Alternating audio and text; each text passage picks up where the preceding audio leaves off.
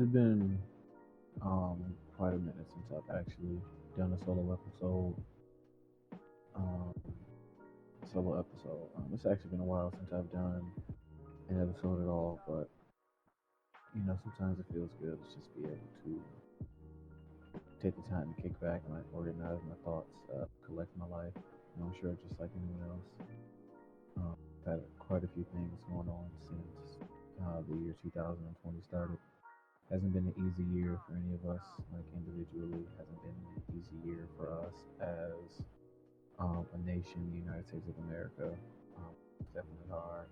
Quarantining, staying inside the house all day, social distancing, things like that. But in the end, I just try to look at everything as a blessing in disguise. I just try to tell myself that this is the time for me to channel my own creativity. This is the time for me to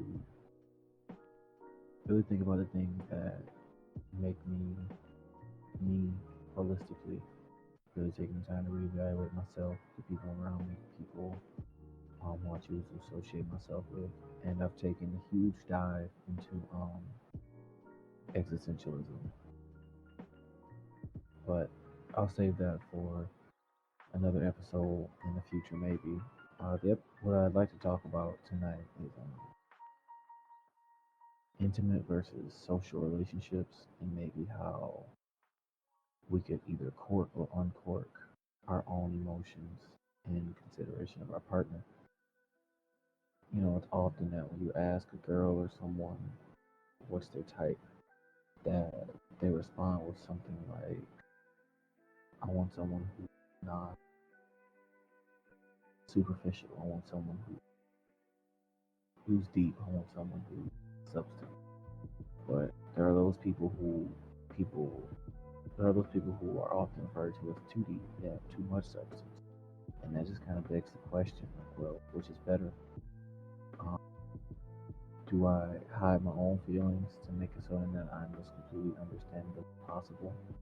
Or do I stay true to myself even though it may make my partner slightly uncomfortable or slightly confused because they can't understand me or understand what I'm talking about? Um, and something that I've noticed too is that it's very important that you distinguish when and where you decide to do that, because it's pretty easy to say that in terms of a intimate relationship, you should always show all of your feelings. You should always be as out there as possible. If someone just can't understand your real feelings, then maybe they just aren't the person for you. I don't fully believe that, because I mean, in some instances, some people just are extremely complex, and it's almost it's almost unfair to ask someone either 100% understand me emotionally or hit the road, because that's the point of us all being different. That's the point of everyone being their own separate human being.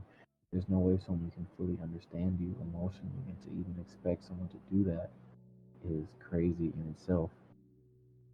Like, don't get me wrong, it's definitely cool, like the effort. It's definitely cool for someone to at least acknowledge that they're not able to understand you emotionally, but they would like to. But just in my own opinion, at the end of the day, um, I just think it's about being comfortable enough with that person to be able to do it in the first place. If I'm comfortable enough with you to give my all to you and even attempt to explain myself to you in a deeper sense than I could with anyone else, then that's good enough for me.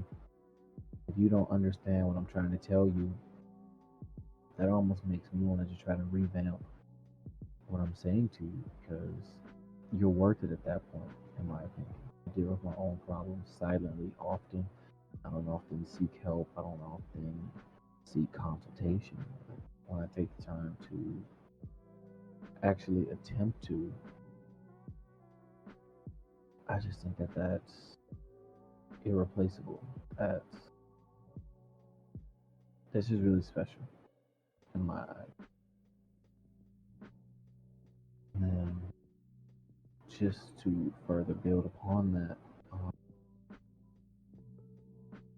also too, I feel like in a partnership, it's more important to evaluate yourself. It's not always can they understand me, but it's can I understand them? Because someone not being a naturally um, emotionally complex person can be confusing to someone who is emotionally complex. Because if someone were to say that they were upset and you ask why, and they say um, maybe like their dog died, or their cat died, or their hamster died, to an emotionally complex person, there are a million different follow-up questions you can ask. Well, how long have you had the dog, or the cat, or the hamster? What did they do to do something special? Where did you get them from? When at the end of the day, the answer can just be as simple as I had a companion and now I don't. So that's another reason why I just feel like it's not always important to feel as though someone has to understand me. It's almost like I'm trying to play the victim at that point. Like I couldn't stay with this person. They weren't good enough at listening.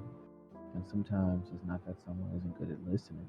Maybe you just aren't that good at talking. Maybe you just aren't that good at communicating. Just because you're emotionally complex doesn't mean you are linguistically gifted. Um, I often find that to be a problem within myself. My vocabulary is often arbitrary. I often say things that I really don't have to, and I can just put it in layman's terms. But it's natural. I don't think it's like an ego thing. I don't think, or maybe it is, and I just haven't had that reality check yet. But I mean, if that's what it is, then life will let me know sooner or later. But even though I feel as though I have a very extensive vocabulary and that I can find a plethora of different words to fully express the message I'm trying to convey, some people, it just doesn't need to be all that. They'll get more caught up on how you're saying something versus what you're actually trying to say. Um, and that's kind of what expands into the social aspect of relationships, social relationships. I definitely don't think it's amazingly important to be emotionally complex in social relationships because sometimes that's just not what they're there for. And just as a side note too, when I say intimate relationships, I don't necessarily mean like relationship with a significant other or with a partner. I just mean any relationship that goes beyond the public spectrum. Anything that goes on behind closed doors, anytime you feel as though you can seek refuge in a person and call them any form of confidant. But back to a social relationship, sometimes that's just not the energy. Most people seek group or social refuge for positivity, for energy. If you're someone who's really, uh, I'll even go beyond saying emotionally complex, or really deep. You can even just be someone who's emotionally diverse. So you display a broader spectrum of emotions than most other people that can make a group, that can make a social function uncomfortable. Because I'm sure everyone's experienced that you're all talking and maybe someone says something that as soon as they finish talking, the whole energy just drops. Everyone isn't in that same mindset that they were before. And while that's not always a bad thing, just for most people, I think that it's very important to set yourself limitations in that aspect in the first place because not everyone deserves to hear you in that sense. Not everyone deserves to know what your mind runs on all the time. I call emotions like I like to call emotions um, motivating fuel because I'm sure we've all had those times when we just didn't feel up to something because of a result of our emotions. It's one thing to lack motivation, but it's another thing to lack motivation due to a negative emotion because that now just presents extra challenges that you really have to overcome in order to once again regain that motivation. And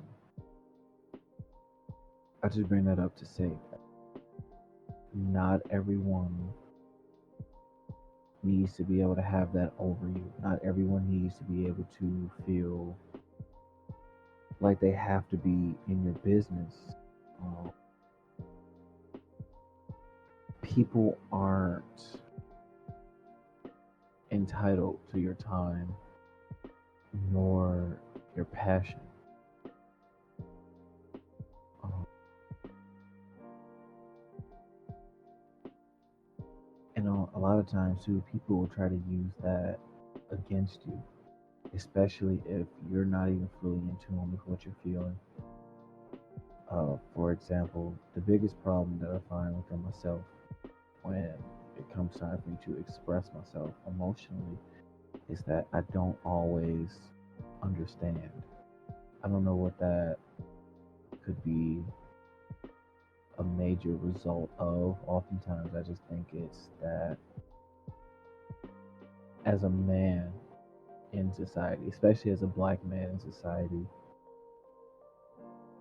I'm subject to a lot of emotional suppression from both from from those around me as well as even in my own family. So just getting older, it's a lot harder to be more in touch with my own emotions because I didn't have that basis in the beginning when I was younger.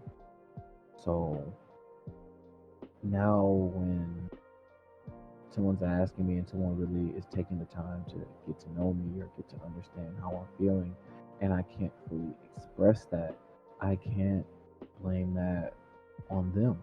I can't blame that on anyone else. Um, Speaking intimately, that is, and then socially, people don't understand you. Oftentimes, it changes their perspective of you. Just as it's just human nature to either fear or ridicule or have contempt or have disgust for those things that you don't understand. And unfortunately, what you don't understand could be a person because they don't understand themselves. And, at the same time, like I keep saying, like I can't be mad at anyone else for that. No matter how many times I go through that, I cannot be mad at another person. I try not to be mad at myself because I try to explain to myself that that's who I am, that's how I am. While there's always room for improvement, I am who I am, and I shouldn't have to change that for other people to understand me. But I do know that sometimes that just might be the right thing to do. Sometimes life would just be easier if I would learn how to, instead of forcibly trying to express something I don't understand, maybe take a more simplistic approach and try to learn with someone else at the same time. Just because someone is trying to learn you you're doesn't mean that you already know everything about yourself.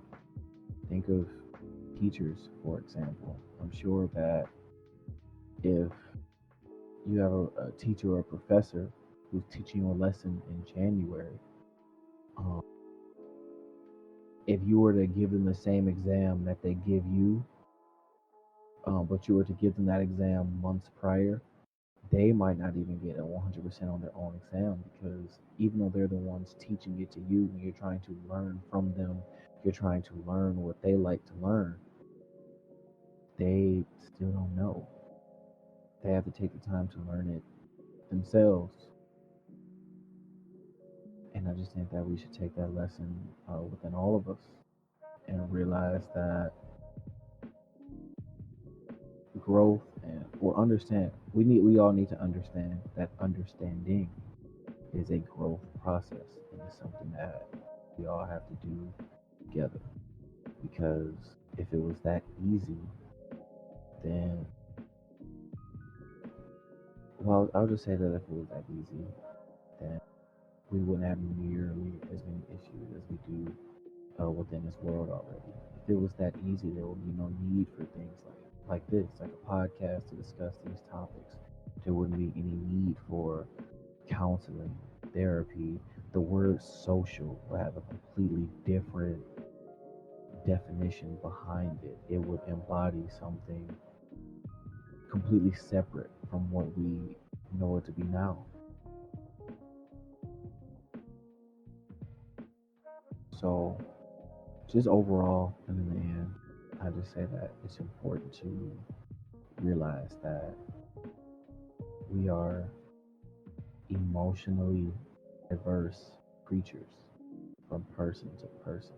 Some of us are emotionally complex, some of us are emotionally superficial. Some people are even, you can almost describe them as emotionally devoid. And at that point, you have to take it upon yourself to realize that maybe it's not someone else that needs to take the first step towards change. Maybe it's me. Or maybe I at least need to open the door so that other people can see that I'm open, that I'm available, that I'm really thinking critically and realizing these things about myself. But that's all the time that I have for this one. I really wish that I could explain just a little more.